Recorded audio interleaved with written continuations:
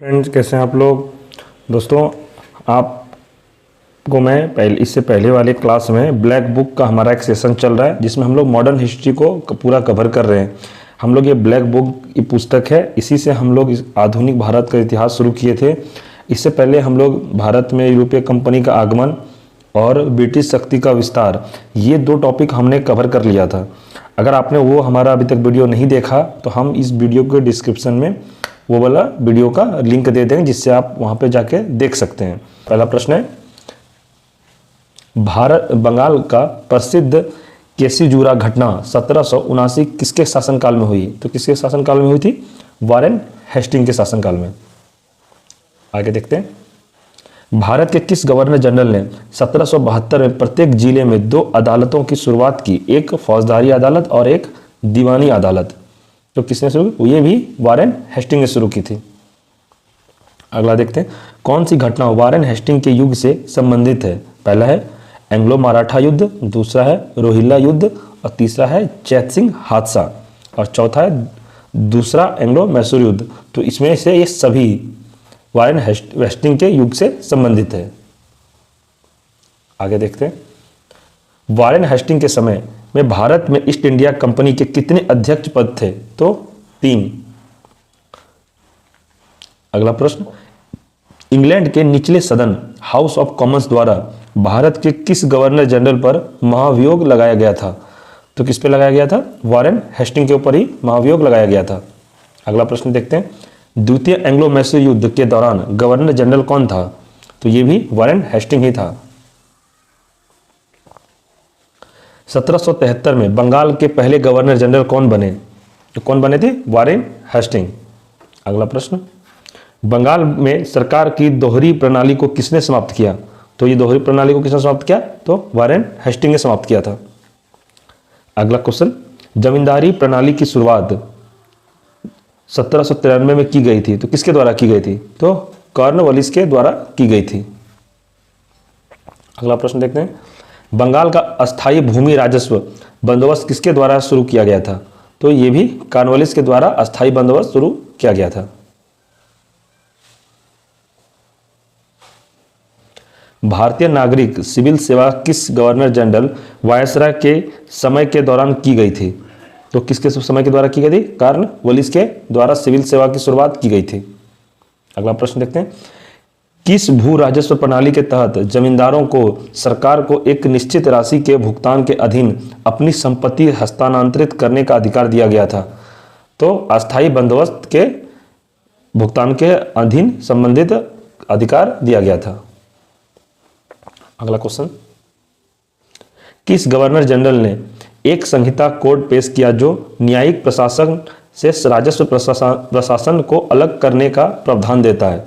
तो Lord Cornwallis जो कि गवर्नर जनरल ने एक संहिता कोड पेश किया जो कि न्यायिक प्रशासन से राजस्व प्रशासन को अलग करने का प्रावधान देता है। तो किसने दिया था? ये लॉर्ड कॉर्नवालिस ने। आगे प्रश्न, किस गवर्नर जनरल ने सहायक गठबंधन की नीति पेश की जिसके तहत भारतीय शासक ब्रिटिश सेना को अपने क्षेत्र में रखने के लिए सहमत हुए? तो कौन थे ये? Lord Wellesley. अगला प्रश्न, कौन से गवर्नर जनरल खुद को बंगाल का शेर कहते थे? कौन गवर्नर जनरल था जो खुद को ही बंगाल का शेर कहते थे? तो ये हो जाएगा लॉर्ड वेलेस्ली। अगला प्रश्न देखते हैं, 1800 में कोलकाता में फोर्ट विलियम कॉलेज के संस्थापक कौन थे? तो रिचर्ड वेलेस्ली, ये फोर्ट विलियम कॉलेज के संस्थापक थे। आपसे एग्जाम में पूछेगा कि फोर्ट विलियम कॉलेज के संस्थापक कौन थे? तो रिचर्ड वेलेस्ली थे। लॉर्ड मिंटो ने अमृतसर की संधि 1809 से ठीक पहले रंजीत सिंह के पास शांति बनाने के लिए किसे भेजा था? तो किसको भेजा था? चार्ल्स मेटकाफ को भेजा था। अगला प्रश्न, अमृतसर की संधि कब हुई थी? तो 1809 ईस्वी को अमृतसर की संधि हुई थी। लॉर्ड हेस्टिंग ने की शुरुआत की जहां ईस्ट इंडिया कंपनी ने दावा किया कि उसका अधिकार सर्वोच्च था और इसलिए उसकी शक्ति भारतीय राज्यों की तुलना में अधिक थी। तो क्या था ये? Policy of पारामाउंटेसी।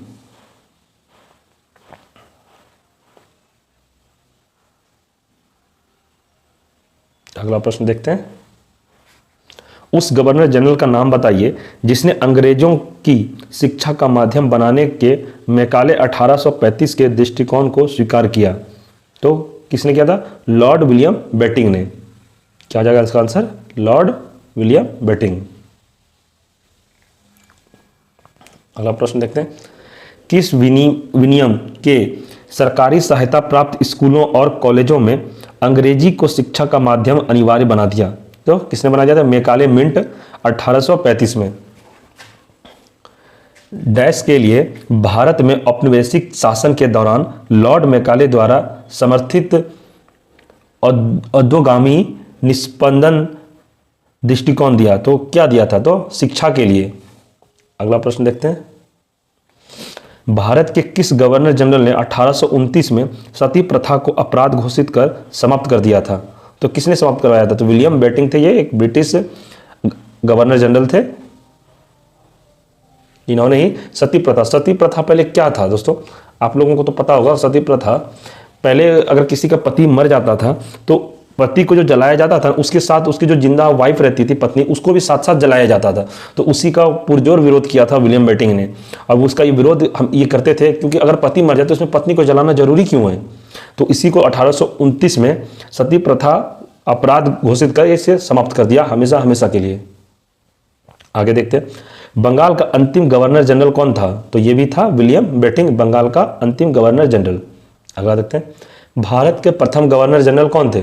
तो दोस्तों एग्जाम में क्वेश्चन पूछेगा कि बंगाल का अंतिम गवर्नर जनरल विलियम बेटिंग और भारत के प्रथम गवर्नर जनरल कौन थे? ये भी विलियम बेटिंग ही थे। अगला देखते हैं।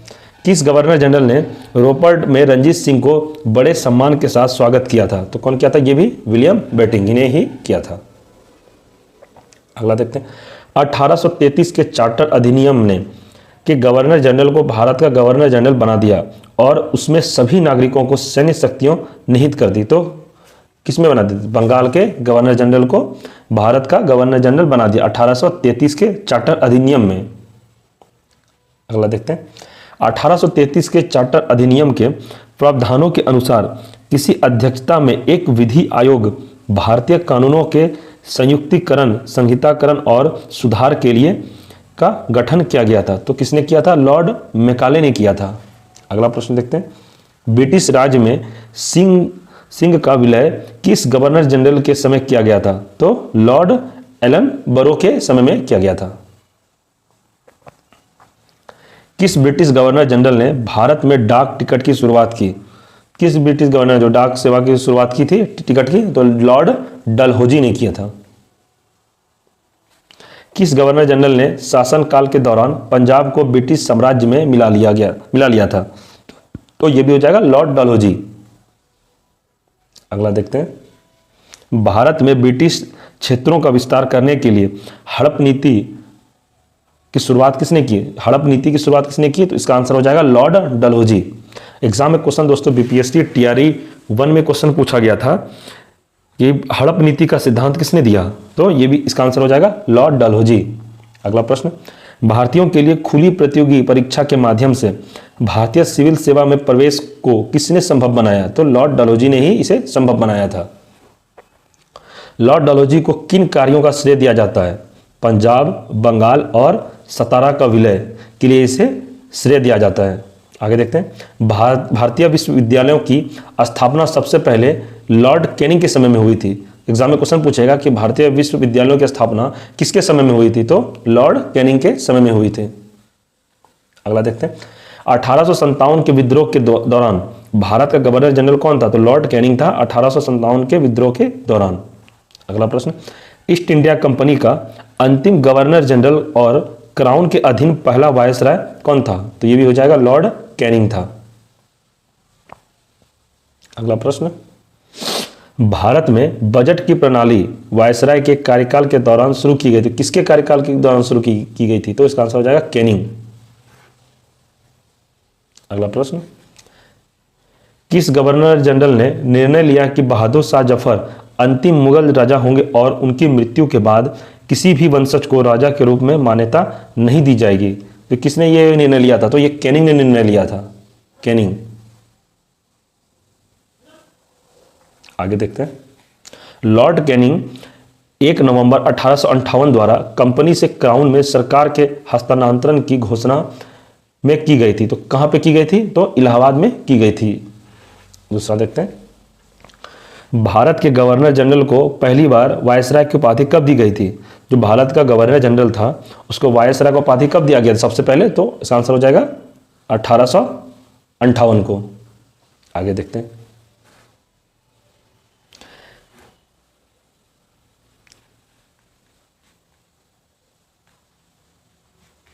किसके वायसराय काल के दौरान 3 मुख्य शहरों कलकत्ता, मद्रास और बंबई में उच्च न्यायालय अस्तित्व में आए? तो जॉन लॉरेंस के। अगला देखते हैं, सर जॉन लॉरेंस ने किस वर्ष में शिमला को ब्रिटिश साम्राज्य की ग्रीष्मकालीन राजधानी घोषित की? तो कब की थी? 1864 ईस्वी को ये ग्रीष्मकालीन राजधानी घोषित की थी। अगला, एकमात्र वायसराय था जिसकी भारत में हत्या हुई। तो किसका हत्या हुई थी? जो एकमात्र जो वायसराय था जिसका भारत में हत्या हो गया। तो किसका हत्या हो गया? इसका नाम है लॉर्ड मेयो। अगला देखते हैं, 1872 में भारत के वायसराय लॉर्ड मेयो की हत्या कर दी गई थी। तो कहां पे हत्या की गई थी? पोर्ट ब्लेयर में हत्या कर दी गई थी। लॉर्ड एग्जाम में क्वेश्चन पूछेगा कि 1872 में भारत के वायसराय लॉर्ड मेयो की हत्या कहां पर की गई थी? तो इसका आंसर हो जाएगा पोर्ट ब्लेयर में हत्या कर दिया गया था। अगला प्रश्न, भारत का कौन सा गवर्नर जनरल ओवेन मेरेडिस के नाम से कविता लिखा था? इसका आंसर हो जाएगा लॉर्ड लिटन। किन घटनाओं को वायसराय लॉर्ड लिटन के समय का माना जाता है? तो कब का माना जाता है? तो अफगान युद्ध, आर्म्स एक्ट 4 और प्रेस एक्ट। अगला प्रश्न, भारत के किस गवर्नर जनरल को स्थानीय स्वशासन का जनक कहा जाता है? दोस्तों ये मोस्ट इंपॉर्टेंट क्वेश्चन है कि भारत के किस गवर्नर जनरल को स्थानीय स्वशासन का जनक कहा जाता है? तो इसका आंसर हो जाएगा लॉर्ड रिपन को कहा जाता है। 1880 में भारत के वायसराय के रूप में किसे नियुक्त किया गया था? तो लॉर्ड रिपन को किया गया था 1880 में। इलवर्ट बिल एक विवादास्पद विधेयक है जिसे 1883 में ब्रिटिश वायसराय द्वारा प्रस्तावित किया गया था। तो इसका आंसर हो जाएगा लॉर्ड रिपन। प्रथम कारखाना अधिनियम 1881 को लागू करने का श्रेय किसे जाता है? जिसमें बच्चों के रोजगार को विनियमित करने के प्रावधान थे। तो कौन था ये? Lord Ripon. अगला प्रश्न, लॉर्ड रिपन द्वारा शिक्षा सुधार के लिए हंटर आयोग की नियुक्ति किस वर्ष की गई थी? तो 1882 ईस्वी को हंटर आयोग की नियुक्ति की गई थी। भारतीय राष्ट्रीय कांग्रेस का गठन गवर्नर जनरल लॉर्ड डफरिन के कार्यकाल के दौरान हुआ था। अगला प्रश्न, भारतीय विश्वविद्यालय अधिनियम 1904 किसके शासनकाल में पारित किया गया था? तो लॉर्ड कर्जन के शासनकाल में पारित किया गया था। अगला प्रश्न देखते हैं, 1905 में द्वारा बंगाल प्रांतों को 2 भागों में विभाजित कर दिया गया। तो कौन किया था ये? तो 1905 में लॉर्ड कर्जन ने तो बंगाल का विभाजन कर दिया था। एग्जाम में क्वेश्चन पूछे बंगाल का विभाजन कब हुआ था? तो 1905 में हुआ था। लॉर्ड कर्जन द्वारा किया गया सबसे उपयोगी और उत्कृष्ट सुधार क्या माना जा सकता है, खासकर पंजाब के अविभाजित प्रांत में रहने वाले लोगों के संबंध में? तो क्या माना जाता है? कृषि सुधार। लॉर्ड कर्जन द्वारा परिकल्पित विक्टोरिया मेमोरियल किस शहर के वास्तुशिल्प चरमोत्कर्ष का प्रतिनिधित्व करता है? तो कौन सा शहर में है ये? कोलकाता शहर में।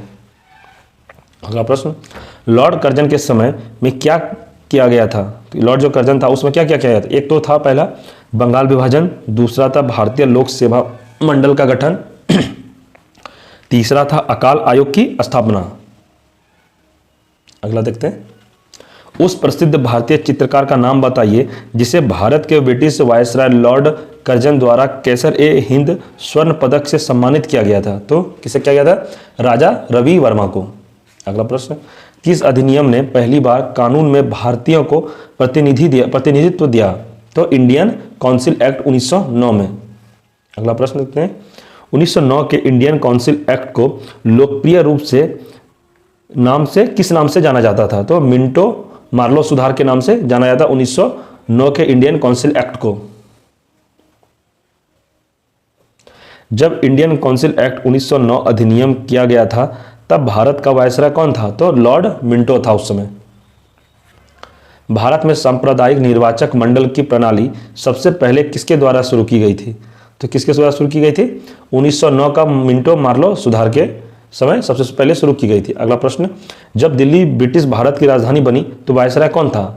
जब दिल्ली ब्रिटिश भारत की राजधानी बनी तो उसमें कौन था वायसराय? लॉर्ड हार्डिंग था।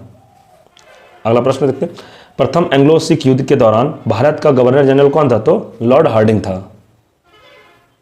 अगला प्रश्न, रोलेट एक्ट 1919 किसके कार्यकाल के दौरान अधिनियमित किया गया था? तो किसके कार्यकाल के दौरान अधिनियमित किया गया था? इसका आंसर हो जाएगा चेम्सफोर्ड के समय अधिनियमित किया गया था। अगला प्रश्न, 1919 के अधिनियम में द्वैत शासन की अवधारणा को लागू करने के लिए जिम्मेदार व्यक्ति कौन था? तो कौन था इसमें? मॉन्टेग्यू था। अगला प्रश्न, किस अधिनियम को मॉन्टेग्यू चेम्सफोर्ड सुधार के नाम से भी जाना जाता है? तो इसका आंसर हो जाएगा भारत सरकार अधिनियम 1919। अगला देखते हैं, 1947 ईस्वी में लॉर्ड माउंटबेटन द्वारा वायसराय के रूप में किसे प्रतिस्थापित किया गया? तो लॉर्ड वेवले को। अगला प्रश्न, विभाजन परिषद के अध्यक्ष कौन थे? तो लॉर्ड माउंटबेटन थे विभाजन परिषद के अध्यक्ष। अगला क्वेश्चन, स्वतंत्र भारत के प्रथम गवर्नर जनरल कौन थे? तो कौन हो जाएगा इसका आंसर? लॉर्ड माउंटबेटन थे।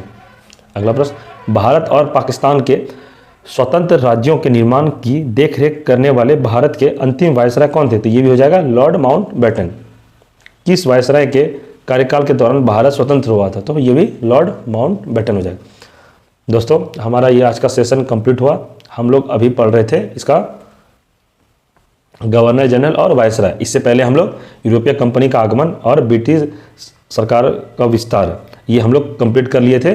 और दोस्तों, अगर आप लोगों ने उसका वीडियो नहीं देखा है तो इस वीडियो के डिस्क्रिप्शन में यूरोपीय कंपनी का आगमन और ब्रिटिश शक्ति का विस्तार वीडियो का लिंक इसमें डाल दिया जाएगा, आप वहाँ से जाके देख सकते हैं।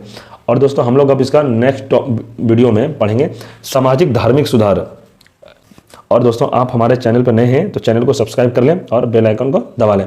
और दोस्तों, आपको इसका पीडीएफ चाहिए तो हमारे टेलीग्राम पर ज्वाइन करके आप पीडीएफ को डाउनलोड कर सकते हैं। और दोस्तों, अब हम लोग नेक्स्ट वीडियो में पढ़ेंगे सामाजिक धार्मिक सुधार। तब तक दोस्तों, आपसे हम विदा लेते हैं। जय हिंद, जय भारत।